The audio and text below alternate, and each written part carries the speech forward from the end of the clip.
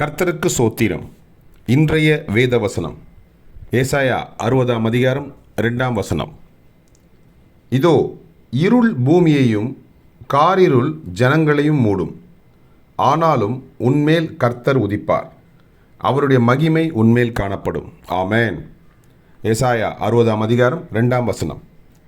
இதோ இருள் பூமியையும் காரிருள் ஜனங்களையும் மூடும், ஆனாலும் உன்மேல் கர்த்தர் உதிப்பார், அவருடைய மகிமை உன்மேல் காணப்படும்.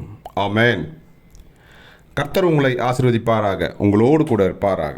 ஆமேன்.